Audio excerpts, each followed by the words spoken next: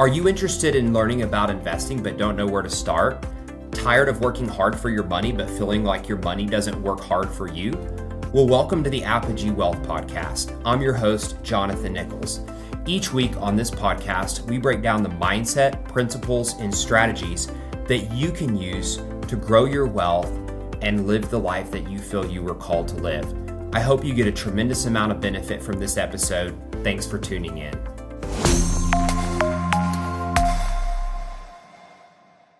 Welcome back, everyone, to another episode of the Apogee Wealth Podcast. I'm your host, Jonathan Nichols. Great to have you with us this week. Now, this week's episode title might sound a little bit cheesy or contrived, right? 5 years to becoming a millionaire. But there's really a point behind it that I think many of the listeners today will find a lot of value in. And so I hope you stick around and hear some of the tidbits that I have to share. You know, we live in a world that's completely different when it comes to finances, building wealth in retirement than what our parents or grandparents did. And I'm going to walk through a couple of those differences here in a minute, and then some of the steps that I feel need to be taken if you want to set yourself up for success from a wealth building retirement standpoint going into the future. So myself and, many of us listening, our grandparents very likely had pensions, right? You would work for the same company for a number of years in the same career. You'd be loyal to them. They were mostly loyal to you. And then after 30, 40 years, you would retire with that company. And the combination of the pension received from that, along with Social Security, is basically what you plan to live on. And oftentimes, any other savings or 401ks or any other type of retirement savings that you had was really icing on the cake, but it wasn't necessarily people's plan A for how to make a living once they retired. Well, all that has totally changed today. In our world today, one, pensions, unless you're maybe a federal employee, are no longer really a thing in our economy, which means that individuals like myself, our generation, even the generation directly above us, are primarily responsible for ourselves when it comes to retirement planning. And so the things that I'm going to talk about here in a minute become even more important because there's no real fallback when it comes to future retirement income. The second thing I would say is just the landscape of what it costs to live as an American has changed a lot. And let me give you just a couple examples. So the cost of going to college to get a degree and then the resulting salary of that degree is significantly higher than it's ever been, and it's only climbing, right? Many people will go to college, spend $100,000, go in debt for $100,000 in order to get out and have a job that makes $60,000, $70,000 a year. And so the math behind university and education becomes less and less compelling every single day. Now, this is not to say that university education is not a good thing or you shouldn't pursue it. It's just to say that it's not quite the golden ticket that perhaps it was 20, 30 years ago to becoming wealthy in the future, right? The other thing that I'll give as an example is the cost of housing. So if you're going to go out in Dallas-Fort Worth area and you have, say you're a young professional and you have a modest down payment, maybe 10% to put on a house, you're probably going to wind up with a $4,000 a month mortgage, right? Meanwhile, if you go out and rent something comparable, you may only be paying $2,000 a month.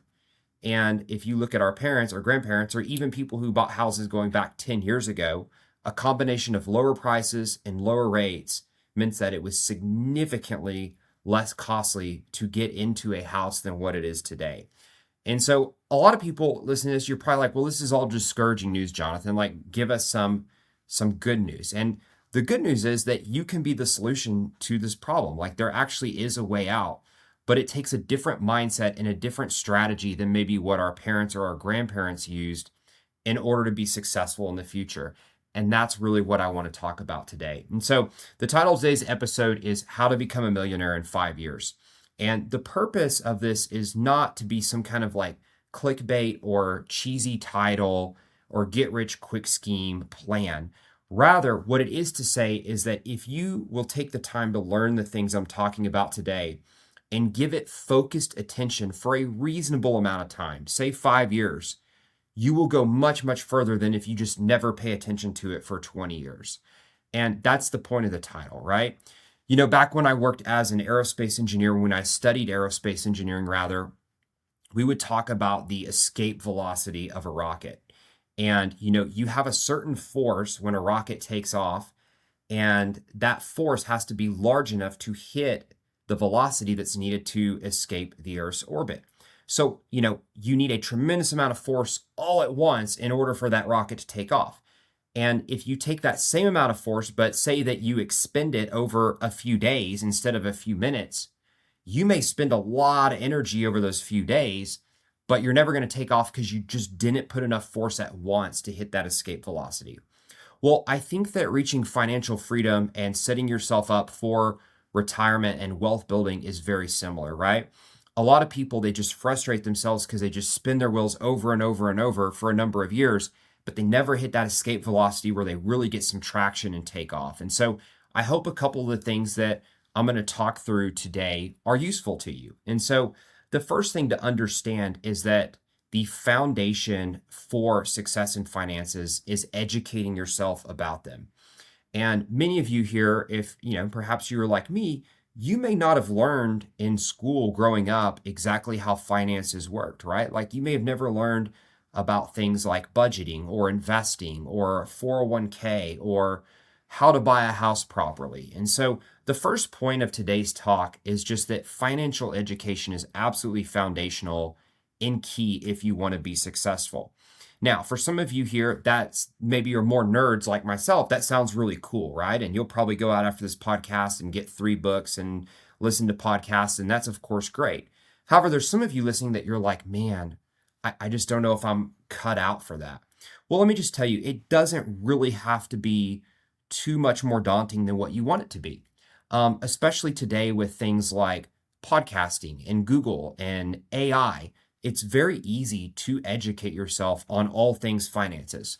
Let me give you an example. Say you don't understand how a 401k works.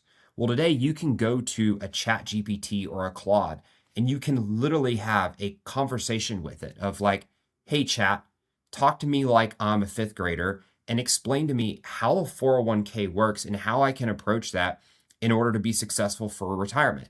And you can literally begin to have a conversation with the AI to learn about something as simple as a 401k, right? Or any other financial concept that you want to know about. And so the good news is that financial education has never been easier than what it is today to obtain. And so there's really no excuse for the younger generation not to learn things.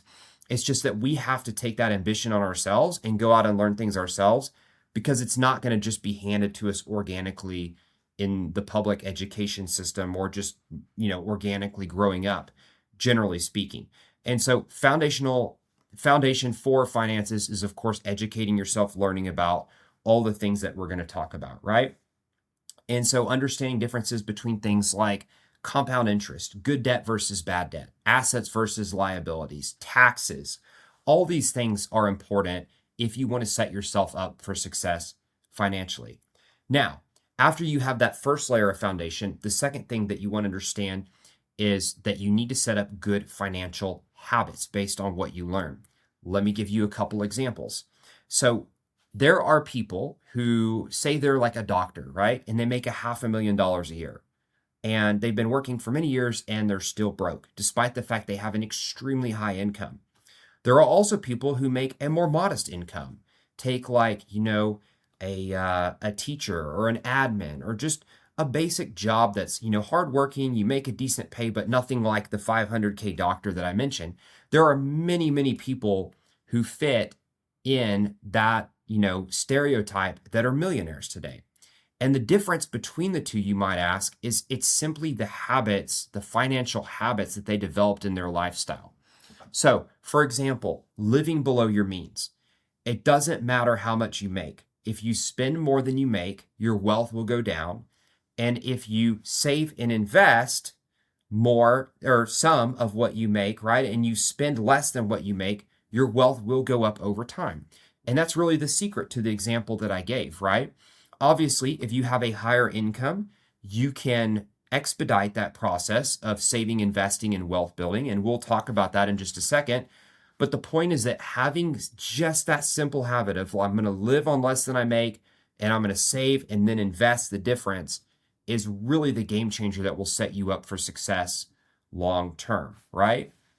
Other habits could be things like, taking a portion of your income each month and putting it away for your 401k you're investing, or, buying a piece of real estate every so many years. There's a number of different habits you could develop, but the point is you take that financial education that we talked about, develop those habits for your lifestyle, and then discipline yourself to implement them and be successful in the long term.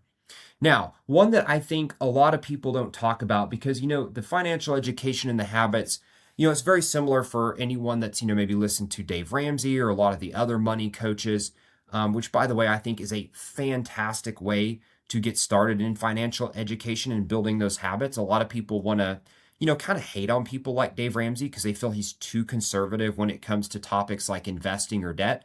But the fact of the matter is, people like him have made way more millionaires than some YouTuber that just says go out and get rich quick and invest your money and you never have to worry again. And so, perhaps taking a course or learning from someone like that to implement these first two foundational levels of education and habits would be a great way to get started on your financial journey. But one that perhaps some people talk about a little bit less, but I think is important. I hope you're enjoying the content of this episode. I want to take a quick 15-second break to thank our sponsor for this episode, which is Apogee Capital.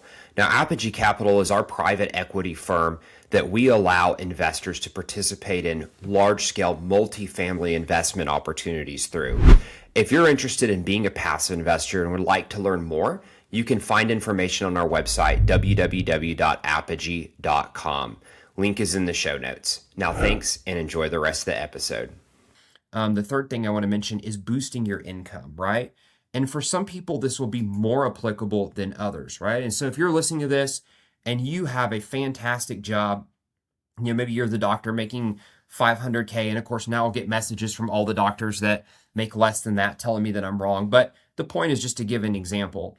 If you have a good job where you make a good income, you may need to focus, instead of boosting income, more on expense reduction for a time being, right? So if you're making the 500K a year, your goal probably isn't that you need to go out and make $1 million a year. Your goal is that instead of spending $490,000 a year, you need to dial it back and spend half of your income or a third of your income and save and invest the rest of that until you get on the trajectory that you want to be on. But for most of the American population, boosting income is a great way to get started in those first 5 years. And so the thing I want you to understand is there's 10 different ways that you can do this. The first and best way is simply push yourself and advance in your current career, right? So maybe you're in the business world or you're an engineer like I was. Work on getting a promotion, work on some extra overtime or side projects or things that will allow you to boost income in your own career. That way, not only are you getting the extra income, you're also getting the extra experience in your career, which will snowball and propel you forward as you progress throughout your career journey. However, if that's not an option in your given field, there's a number of other things you can do, right? So you can obviously get a side job. That side job could be an in-person job. It could be a remote job, something you do on Saturdays. It could be a hobby type job that just makes a little bit of money, but all that money is going for a certain investment. There's a number of different ways you can boost your income, and I really encourage you to creatively think about what that might be for you in your situation in order to get your wealth building journey further down the road more quickly. Now, once you have the habits, you've boosted your income, and you're starting to get that income, right? You're living below your means. The question is, what do you do with that income? Like, how do you use that to progress in your financial goals? And this is where investing begins to enter the picture in my mind, right? And I would argue there's a million different things that you can invest in. I'm personally going to encourage you, not as a financial advisor, tax person, CPA, because I am none of those things, but just in my opinion, I encourage you to look at real estate and at the stock market.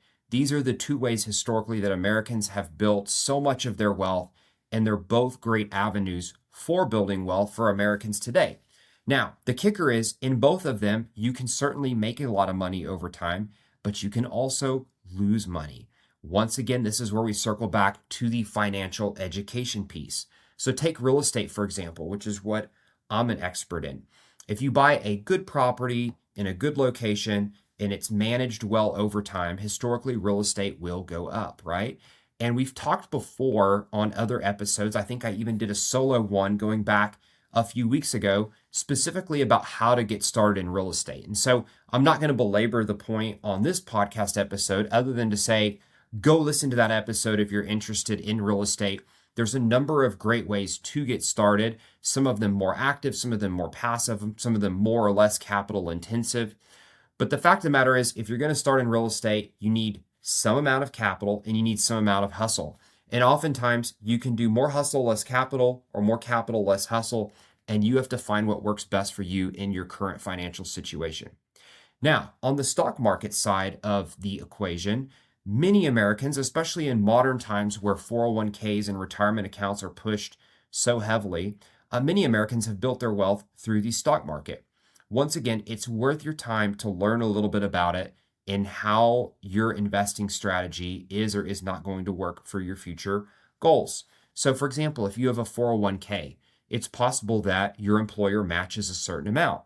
And I would encourage you to put in the amount to your 401k that your employer matches, because it's free money that you get from day one, right? Like if you have to put in 10% and your employer say they match it with 5, you're getting a 50% return on your money day one. How awesome is that? So definitely take advantage of that. But then when it comes to selecting individual investments, understand that you have a number of different options. The simplest thing is to choose some kind of target fund, right? All the major brokerages will have target funds based on your retirement date. I would encourage you to go one step further and do some research and educate yourself on good mutual funds and or ETFs with solid track records over a number of years. There are many mutual funds and ETFs that have outperformed the S&P 500 over the long run. And all you have to do is go research those, understand what they're investing in. Does that make sense given the current economy environment today? And make some investments in those, right? Of course, there's also ETFs, mutual funds that will track the S&P 500 if you want something simple but sure to grow your money over time. You know, there's something in finances called the Rule of 72, which basically just talks about how much time does it take to double your money. And so the Rule of 72 simply says you take the percent return that you're getting, you divide 72 by that percent, and that will tell you the number of years. So for example, if you get the 10% return that the S&P typically gets, 72 divided by 10, it's about 7. So you're going to double your money about every 7 years, right? But if you can get a little bit more aggressive and get, say, a 12% return or a 15% return, well, suddenly you could be doubling your money, say, every 5 years. And over time, that will compound and increase your total wealth much more quickly than just simply settling for, call it the status quo of the 10% in the S&P 500. So understanding how quickly your investment will grow over time, really important. What's the risk behind those investments? And that's why I'd encourage you, if you're starting, look more into like mutual funds or ETFs, something where you're spreading out your investment, right? It's not really all your eggs in one basket because you're investing in a number of different stocks within that ETF or mutual fund. Take the time to learn about those and make some wise investments in those going forward. Also take the time to learn about different types of retirement accounts. I mentioned a 401k, which is typically a pre-tax account, which simply means if you put the money in today, you lower your tax bill today for this year, but then you have to pay taxes on those funds when you withdraw them after you hit 59 and a half years old. And so there's pros and cons to this, right? The good news is you lower your tax bill today and that your money grows tax-free until the point where you pull it out. The bad news is if you are of the opinion that I am, that taxes will likely just increase over time, you're probably going to be paying more and a higher tax rate at the time you take the money out. So the alternative to a 401k, or what I would say you should be doing in parallel with it, is something called a Roth IRA, if your tax situation permits. And this is where you pay taxes on the money today, you put it in the Roth IRA, the money grows tax-free, and you pull the money out tax-free, right? Once again, two different strategies, but yet another example of where financial education can really set you up for success in the future. And once again, I'll remind you, it's great as a first pass to simply look at a tool like ChatGPT or Claude talk to it, have it explain the differences between a Roth and a 401k, explain your income and your tax situation to try to get an idea on your own of what the best investment strategy is for you going forward, right? Now, if you have a first level of success in real estate or stocks, you can go on to more advanced concepts, right? So things like buying commercial real estate within it, or doing a value add project where you're basically, doing a fix and flip and hold on a house or on a large apartment complex could be a more advanced strategy in real estate. More advanced strategy in stocks could be things like selecting individual stocks or trading options.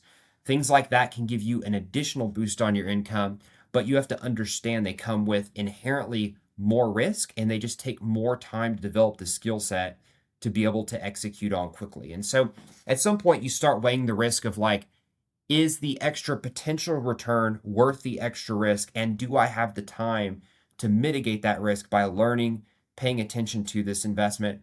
Or am I better off just going with my 12% ETF, continuing to work really hard in my corporate job? Is that going to set me up for the type of retirement that I want in the future, right? So kind of bringing all this together, I know this is a lot at once, but the person I'm speaking to is really, you're a young professional, you're getting started, and you want to understand these things. And obviously the purpose of this podcast is not necessarily to explain all these concepts, but it's to give you a roadmap to go out and begin learning about things and kind of knowing generally what directions you should peek into in order to become financially savvy and set yourself up for success and wealth building long term. And what I will tell you is that if you apply these principles aggressively, say you take 5 years and you increase your income, you work extra, you live way below your means, you buy some real estate, invest in stocks, especially if you have a good income, reaching $1 million net worth within 5 years is not achievable. And so that's the thing I want to encourage young people for, is it's really easy to get discouraged watching the news being like, oh, well, I can't get into a house today, or I can't do this. The truth is there's so many opportunities out there, particularly when it comes to income generation and when it comes to investing opportunities. And if you'll just take the time to educate yourself, take some risks, and move forward, you can definitely do a lot for your future. So, in summary, if you're interested in building your wealth, take the time, especially as a young person, to learn some of these lessons, begin implementing them today, and see what they can do for you. If you're watching some clips of this on social media, leave us a comment, ask us some questions. We'd love to engage with you and help in any way we can. I hope you've gotten a lot of value out of this episode, and we'll see you next week on the Apogee Wealth Podcast. Thanks for listening. Thanks for tuning into the Apogee Wealth Podcast. I certainly hope you found something valuable in this episode that you can take with you and apply to your own investing journey. If you found the show valuable, you can subscribe so you don't miss further episodes. And if you'd like to learn more about ourselves or our company, you can visit our website, www.apogeemfc.com. We have a ton of educational resources that I'm sure you'll find quite valuable. Until next time, happy investing.